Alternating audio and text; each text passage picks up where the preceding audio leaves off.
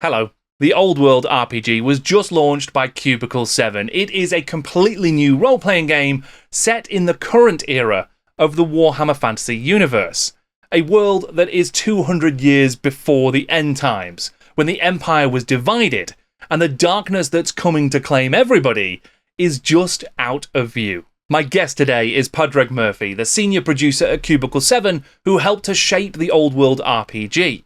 We talk about some of the decisions that went into its creation, how it has been developed over time, and where it might go next. We also explored some of the community's burning questions, including what the nickname for this new game ought to be. I'm Jordan, this is Jordan Sorcery, and today I'm in conversation with role-playing game designer Padraig Murphy.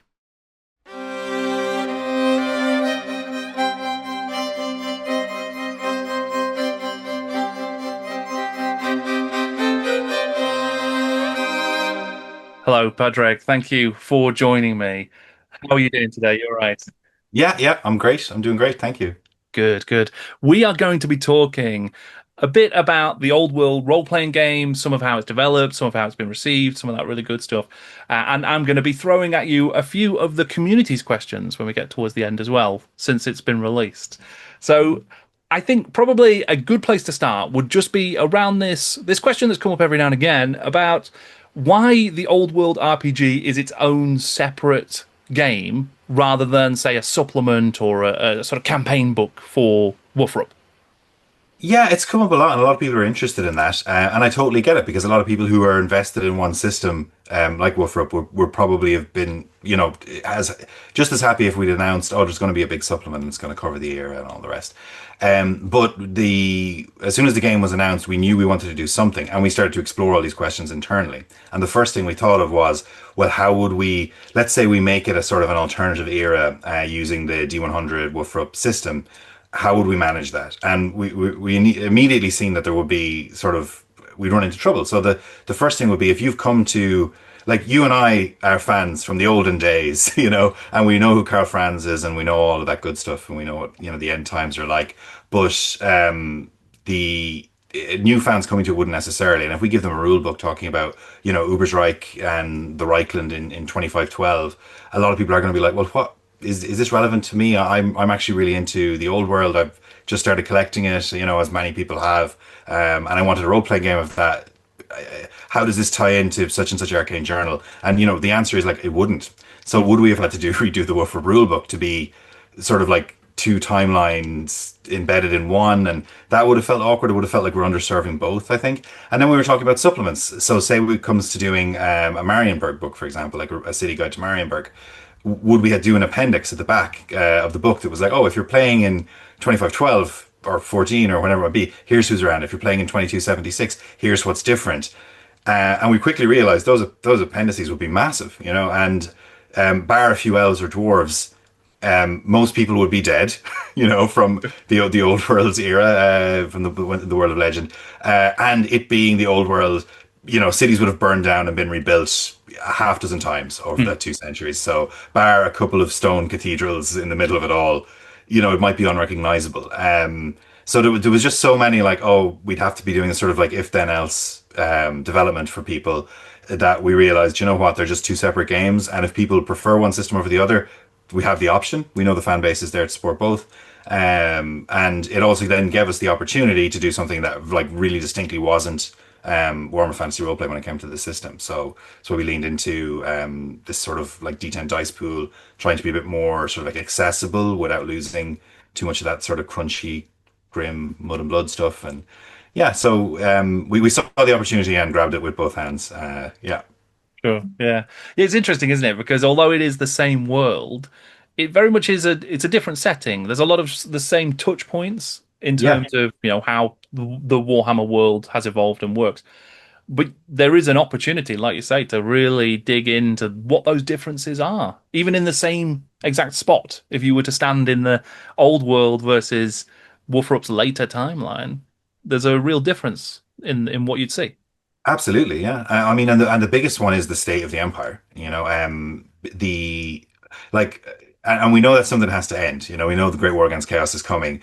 The luxury of a divided empire the privilege of being able to have that and still exist is almost over. But like in this, in this era, the various people who are vying for the throne of the empire make for, I think, like really interesting sort of Cold War or Civil War style stories, where you have a lot of like, well, the guys over that river, we can't really trust them, because we do know if we stand down the garrison here to go deal with those goblins or orcs or whatever, they will cross this river and take this fort, and they will, will be a generation getting it back. And there's an interesting story in that too, and we really tried to lean into that aspect of it. But yeah, it's exciting because it's going back to the old world that we know and love, but with some new elements to it and a very like a different flavor. I still think it's classic Warhammer in most ways, but the points of differentiation like really freshen it up for me. Mm.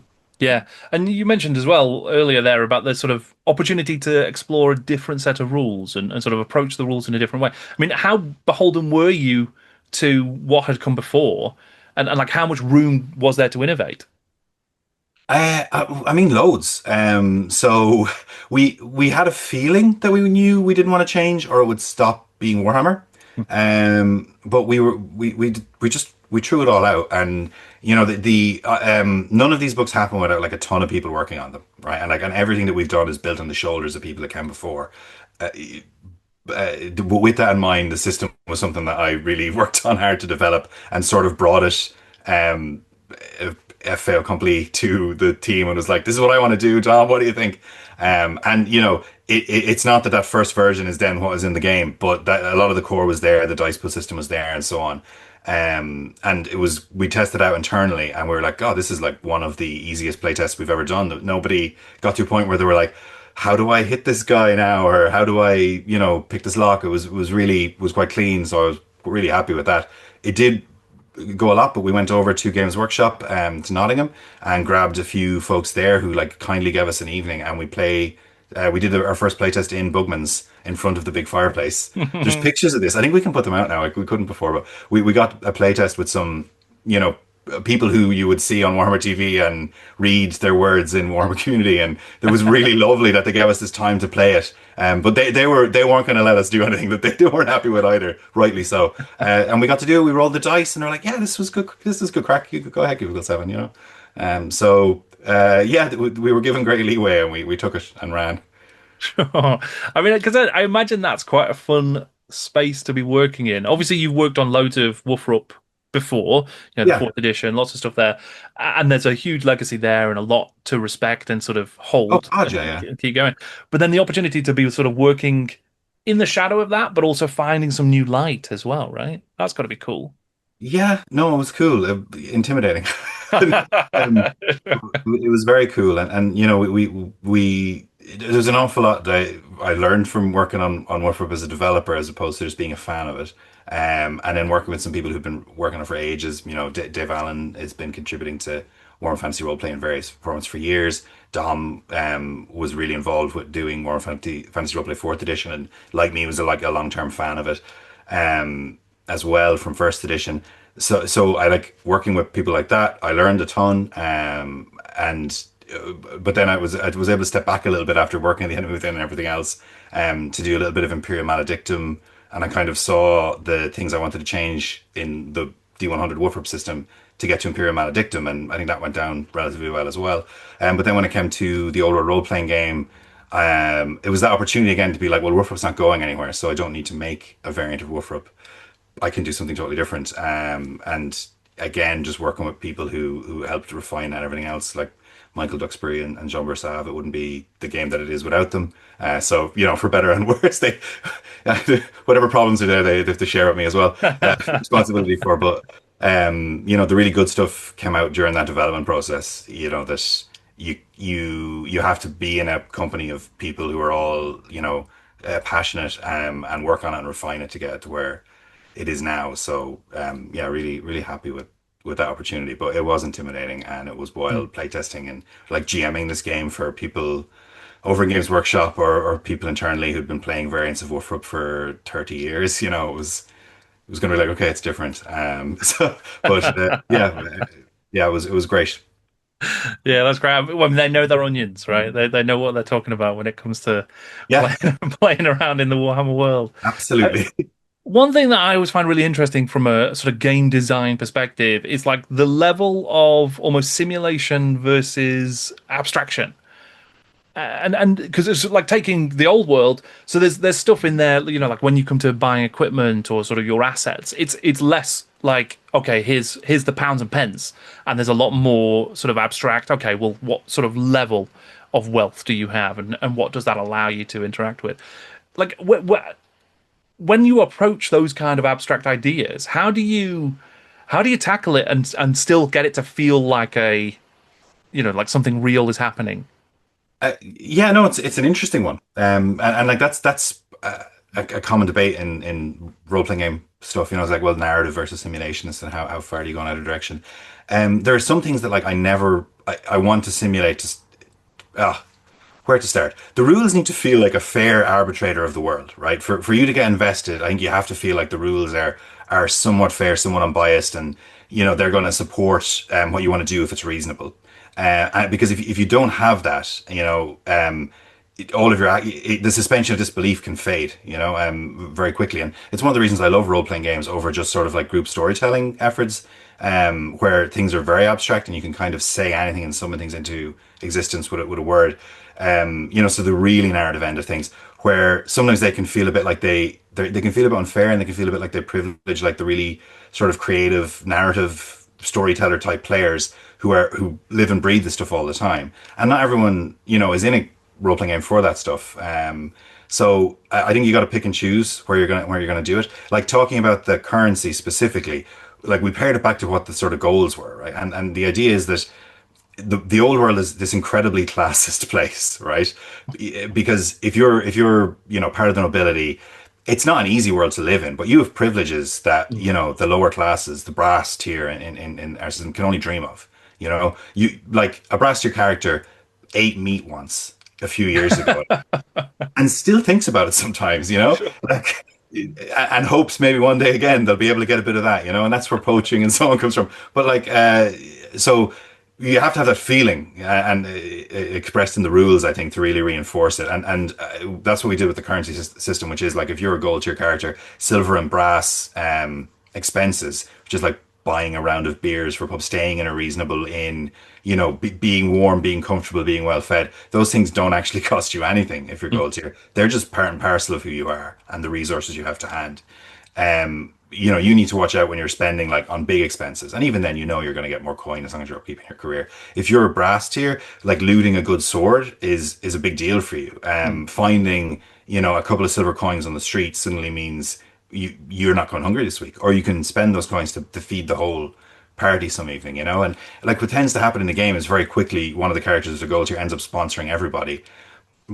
But how that's seen in game sort of affects things as well, because now suddenly it's like, well, you're Lord such and such, one of the Friarbacks, and these guys are your retainers, I guess. And not everyone's going to be comfortable being seen that way. Not every noble character is going to be happy being associated with these ne'er do wells in that way.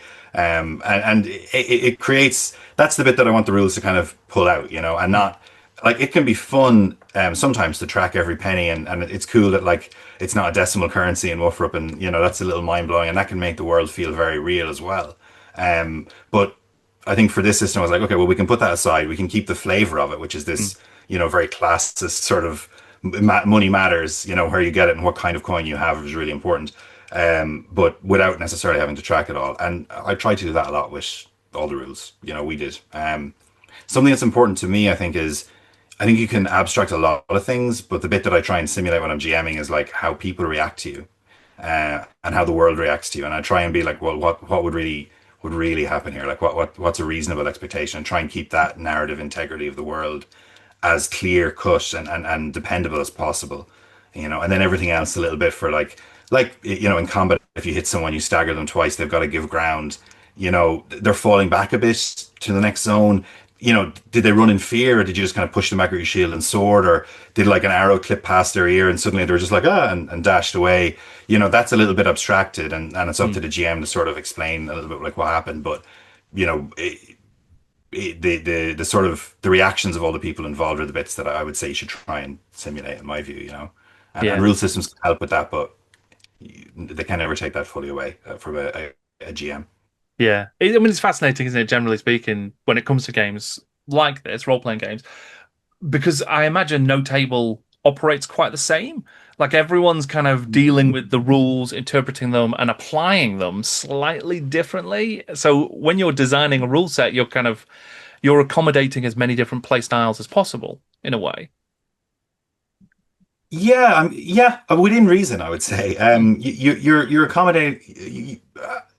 There's a pet peeve of mine a little bit in games is when people say at the beginning, all the rules in this game are optional and you don't need to use any of them, and but you can change them if you want as well. And the thing I always think about that is, well, every good GM knows that, and there's nothing I can do to stop them, and I shouldn't stop them, wouldn't want to. Whereas I think newer GMs are kind of see that and they're like, what do you mean? I thought you were going to mm. show me how to play this game. I want to play this game as you sort of envisaged it because I've paid for it and you've thought about it and I've kind of paid you to think about it. Like what should it be? So I mean, we do have a certain idea in mind as we're creating as the sort of like the game we think people will play. But yeah, obviously people will change it and run it their own way as well. And I'd say, yeah, go for it. And Mm. you don't need anybody's permission to do that. And it's one of the things I love about the hobby actually is you can just shift it up and change it, because it's Yeah. not a competitive game. It's you and your buddies playing it together, and you need everyone to be on the same page. But if you want to change a couple of rules, like reintroduce hit points or go back to Wolfup's currency system, and obviously you can do that. So yeah, I mean, people will play it in their own way, but I think we've tried to show, like with Talagaad as the setting, we've tried to show here's one really good way to play it. Mm. Yeah. Well, I mean, actually, let's dive into Talagad then. So, what was the driving force behind choosing Talagad as the sort of default, the starting place?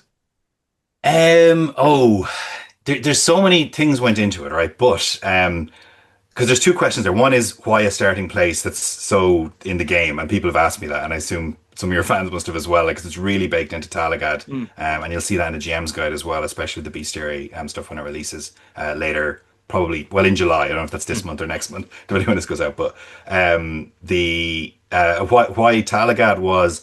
We got a little bit of lore about a few places in the core rule book for the old world when it came out, and I really latched onto the Talagad stuff. There was loads of places we could have done it, but like the Talabheim stuff and the Grand Duchy of Talabek stuff. I found Ludwig really interesting. The sort of Attilian emperor with like arguably the best claim to the throne, but also sort of the one whose family is maybe most to blame for sundering the empire in the first place. So he's interesting to me. But it's also a setting where people are a little bit more tolerant to like magic and wizards. Like not over the top, but they don't they're not Reichlanders about it. They're not trying to get them all on the pyre as quickly as possible. Do not pass go. Yeah. So I thought there was good leeway there for sort of characters with a bit of magic, which I knew wanted to be a big part of the game, and I sort of had this, we all had this idea that magic was going to be a big deal, for players, and something that Dom has wanted forever is that improvisational magic, in a game. So we wanted that leeway. It seemed interesting, and then we also had Terra and Talabheim in the background, a great Warhammer Fantasy roleplay supplement, that's worked on by some, like I think Grave Davis had a hand in it. I know our own TS Lucart did, and lots of other cool people. And I really liked it basically as well as a fan. So I just wanted to do something, and I thought Talagad is a great spot to do it. It's a little bit outside a major city, Mm. without being a major city. It's like at this sort of junction, like right on the border with Austerland. It's on a major river, so you can go up and down that. And I do think like getting on a barge and going somewhere is a kind of sort of quintessentially Warhammer roleplay experience. So it had a lot going for it, and I also liked it's a sort of a transitional sort of place, where it's not a big city where everyone presumably, you know, is living the big city life. It's a place on the edge of that, and there's like a lot of wealth passes through there, but doesn't necessarily get to stay. It's a place where there's tensions between the Duke and what he wants, along with like his nobles who have privileges that politically he could overrule them, but you don't always want to do that, especially if your position's a bit tenuous. You want these people to support your claim to the throne. So he's got some stuff on Cold Side, which is across the river. You've got this Great Dwarfen Bridge. It just had a lot of cool stuff. Mm.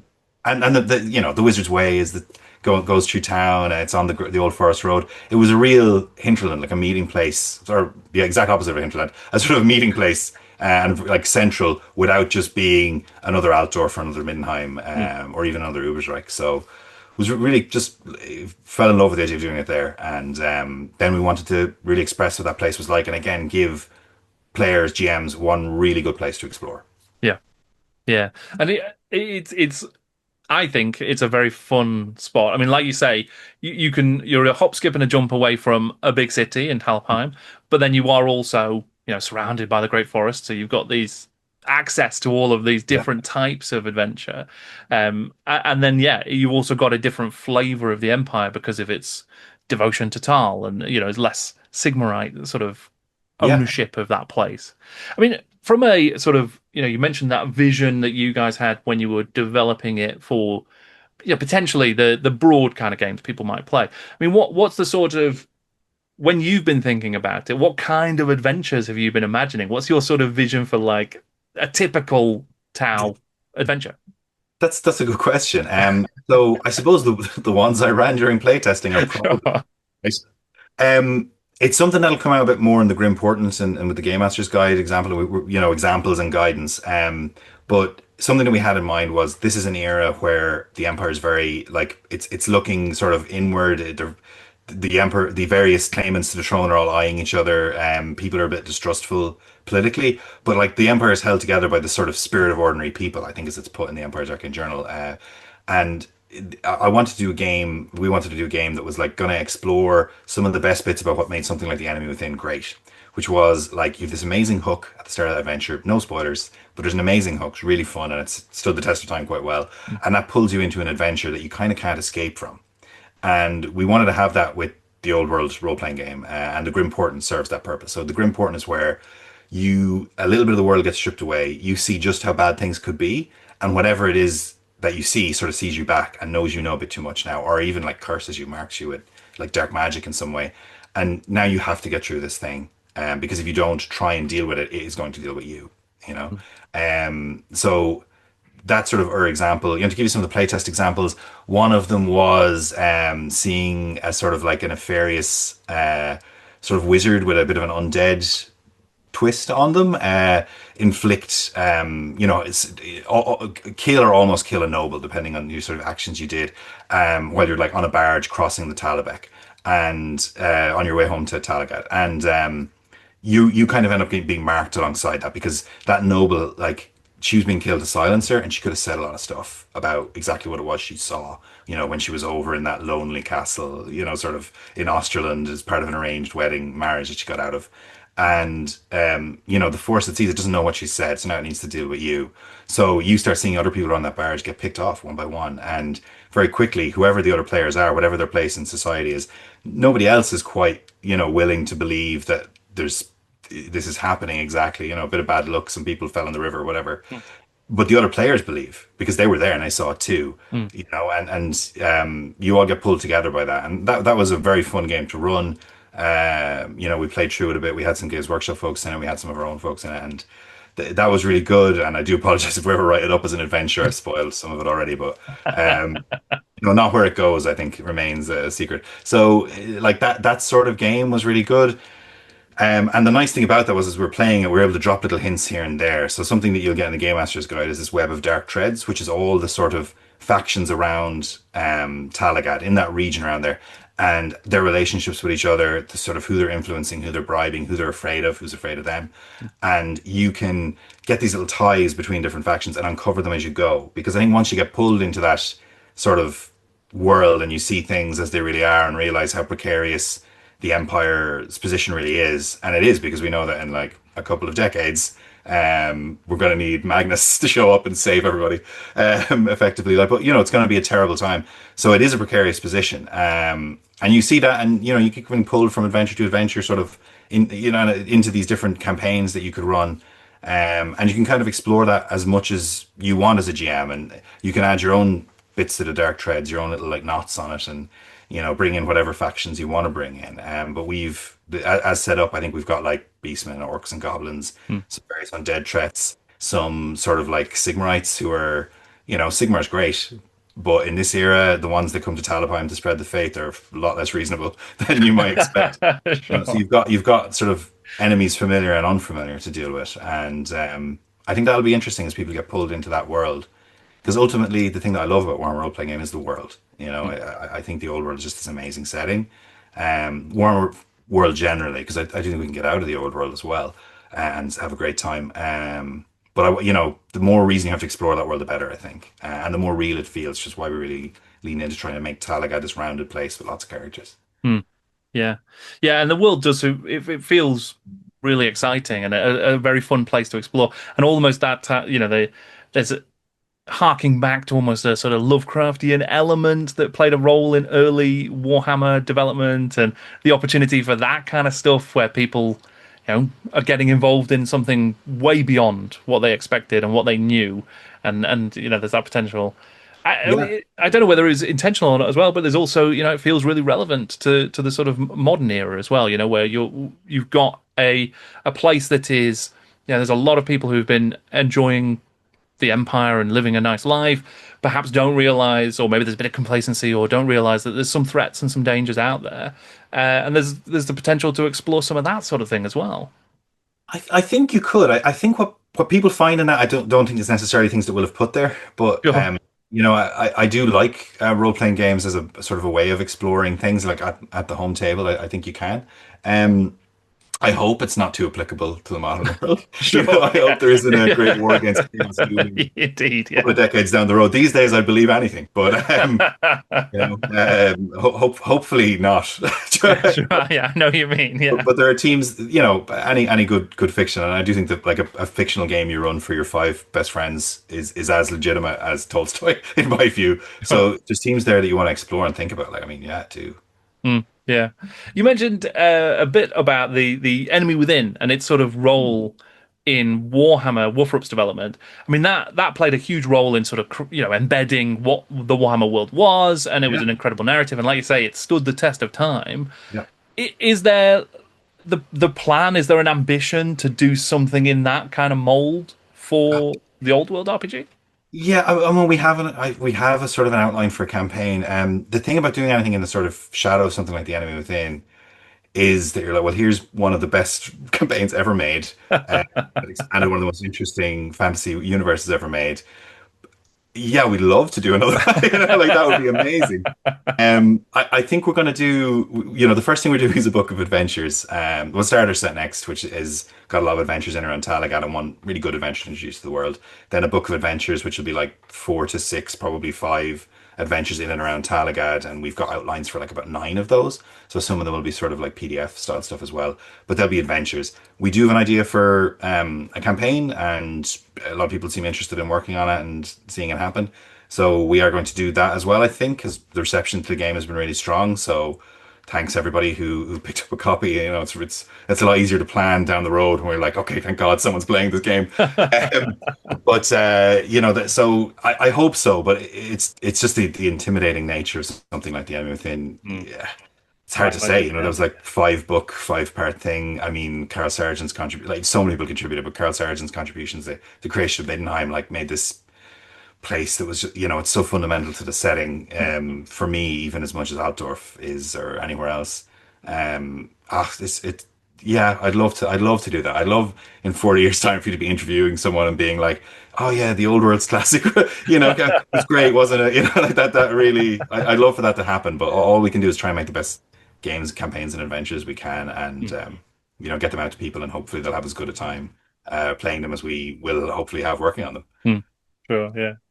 Yeah, and we've talked a bit about Talagad, and that is the primary focus of the game. Obviously, people can explore and go elsewhere, right? But This phase of the game, it is. sure, Like I would say people should view that as we want to do more around there because I think it's going to be a really fun setting.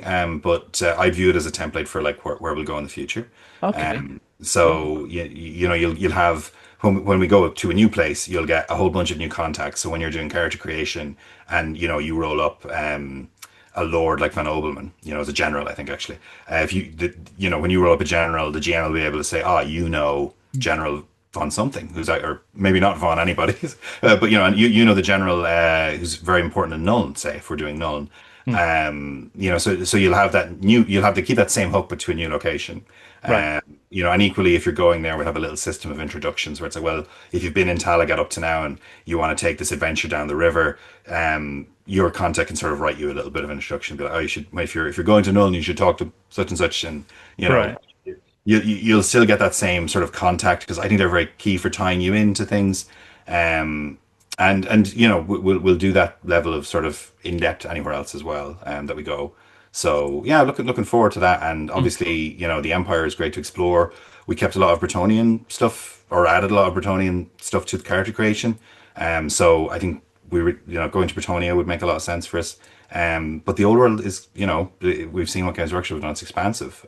Sure, yeah. There's never before seen factions like Grand Cathay. Sure. Wouldn't that be lovely to explore as well? So, yeah, we're certainly not. It's not like Wrath and Glory's ties to Gilead. Talagaad is. It's just the first place Right. that we'll do, and there'll be good depth there. And I think you'll have a great time. And if it's the only place you ever go, it should be a blast. But we'll do other places too. Oh, fantastic. That's great to hear. Yeah, yeah. Because I mean, like you say, the Warhammer world at large has so many interesting corners. Obviously, it would be easy enough to spend a lifetime just in the Empire because there's so many interesting areas of that. Yeah. But I know folks also enjoy seeing some of these other places. So cool to hear that. Who knows where things could go down the line. That's great. Yeah.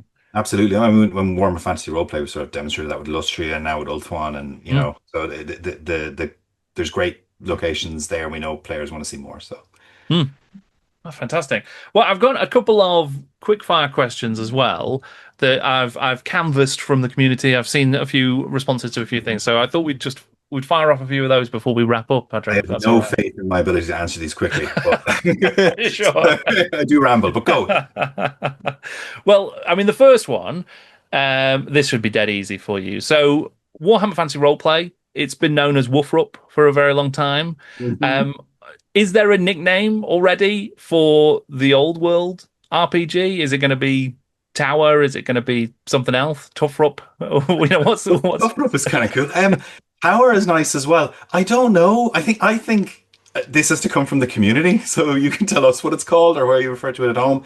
You know, we have a lot of documents that have something like player's guide underscore TOW, you know, or PG, so in them. But I don't think we've been saying it. And for me, it's just been the game. For you know, for how is the game going? I'm still working on the game for a while, so I think I'm too close to this one to answer. I do kind of like Tower. You know, there's a certain Tower? vibe to it that is cool, but it's got to come from the community. Yeah. First convention I go to, someone's gonna say it, and then I'll be like, yeah, it's that. So, Yeah, it would be interesting to see what emerges there, whether something organically does sort of float to the surface and that becomes the common name, or if we just end up with lots of different names for a long time. yeah, we'll see. You know, Yeah.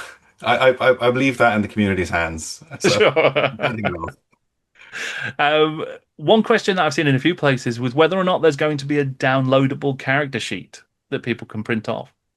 Yes, there's one. If you, there should be one on our resources page. Okay. We're actually currently redesigning the character sheet, and it'll be changed a little bit before print. Because it was sort of one of those things that we needed during testing, right? And we did one, and it was sort of quite functional. And it was one of those things with a little tag on it that was like, make sure to dress this up a little bit before it goes out. And then, as sometimes happens, the sort of test version ends up out there. So there will be, and there'll be a form fillable one as well that you can use like a PDF editor to put in. The game is also being developed for the Foundry, which I know some people like to make their characters for other, like for Wolfrop on there. So it'll happen there too. So yeah, you know, people want character sheets, and we definitely want them to have them. Great. So Yeah, yes, that's it will be, perfect. and it'll be a new one that's a little nicer than the one that I did in Illustrator. So sorry about that. Well, I mean, in the spirit of quickfire, you've actually answered my next question, which was about Foundry and the sort of VTT space. Is there any timeline for that kind of thing, or is that too early to say? I don't want to put too much pressure on the team who've been working hard on it. Mm. But having Russell Thurman around, sort of like quite really good ties with Russell now, and he's great. Actually visited me when he was over, so in Ireland last year. It was a great time. He's been working on it from when I shared the documents with him a while back. So a little bit of work's been done. It didn't just hit go when we released the PDF. Mm. But I'm certainly not going to hold him to any timeline because it's got to be done right, and he knows that stuff way better than I do. But I think sooner than some people expect it should be out, and probably not quick enough for some people too. But Okay, cool. Is there, given the relationship between woofer up and tower or a tougher up. Mm. Would there ever be a sort of conversion system so you could take characters from one to the other? Yeah, 100%. Well, we've been sort of playing around with it in house, and it'll be a sort of a map of like which skills go to which sort of Oh, thing, because there's nice. obviously fewer skills in the old world, and what sort of like what level of characteristic indicates like a three or a four or five, and so on. So we'll have that, so you can go from one to the other. It'll be woofer up to the old world for the moment, I think. There's so much available for Warhammer Fantasy Roleplay that that makes sense as the way to go, if you know what I mean. Right. Obviously, some people are going to want to bring their old world characters to Warhammer Fantasy Roleplay at some point too. I don't know if we'll ever have that particular conversion, but there's just so many careers and stuff for the older role playing game. I don't think it'll be an issue for people. Sure. I mean that's great to hear because yeah, you allows you to tap into all of that Wolfrock material that exists. Although I must admit, it does sound like a fun idea if you are playing a long-lived dwarf or an elf, and you do an old world campaign, Yeah, and then 200 years later you're still knocking around in Wolfrock. That would be fun. I think so. A nice big pile of XP for those 2 centuries as well. I think it'll. Yeah. Yeah, I really like that idea. And we've already seen it a little bit with there's a couple of characters Games Workshop have touched upon arcane journals and so on, that like have been from one era to the other, and we've got to see how they've changed. Hmm. So yeah, that's fun. And I think you've kind of covered this one as well, really. But it was just there were a few questions out there around like dual source books. Could there ever be a source book that covered both, material for Warframe and material for the old world?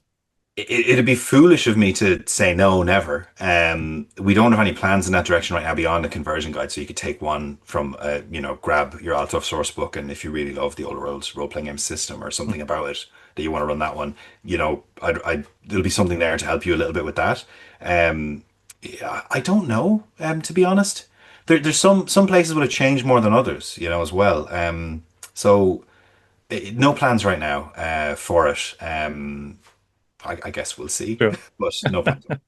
You've already spoken to the final question I had, which was about what comes next. I think you've talked about that a fair bit. So instead of that, I guess my final question will just be around what has been the most fun for you personally in working on the old world RPG.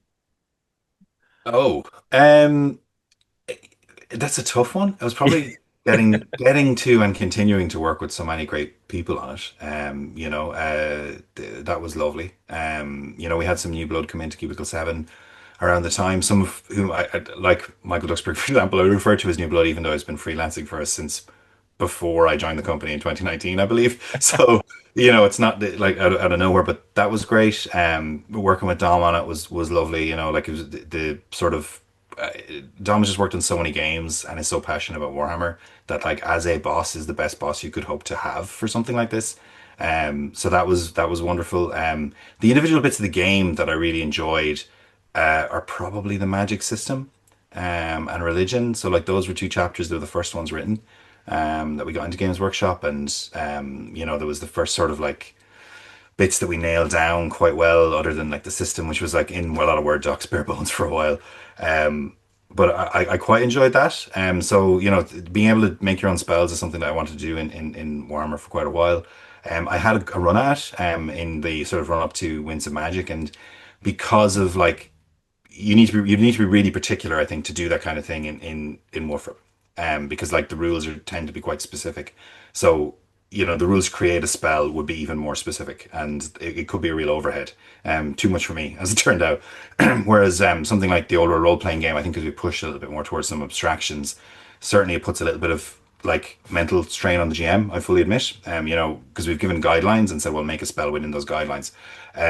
We've also given a little bit of like, hey, if you can't define the spell in 2 minutes, it's too complicated to come up with on the fly. Work on it during a downtime, which and I like the idea of wizards like scribing away and creating, insert your character's names here, greater conflagration of eldritch fire or green, whatever it might be, making that spell and bringing it to GM and be like, look, I think I can do this, and it becoming a part of the world. I really love that aspect of it.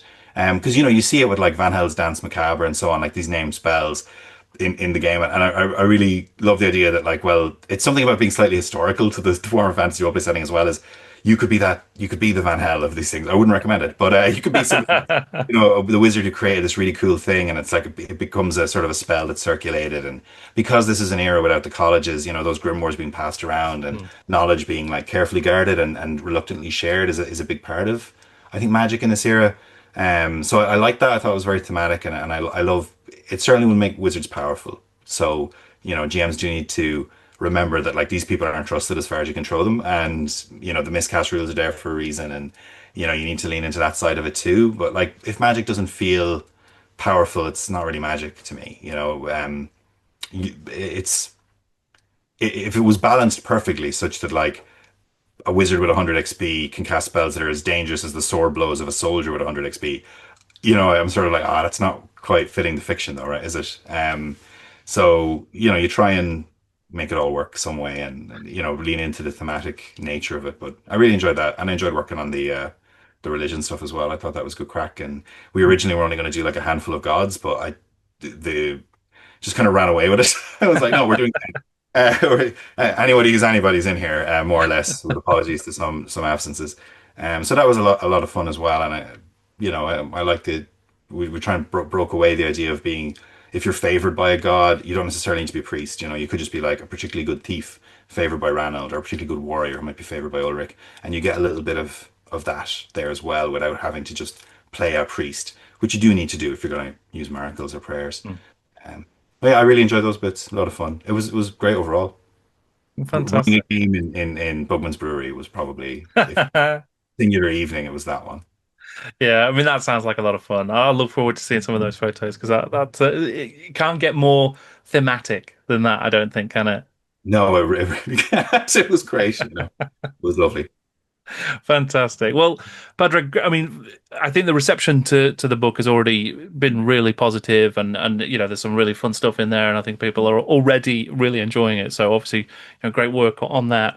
But thank you very much for all of that work and for joining me and chatting to me today. It's been really fun.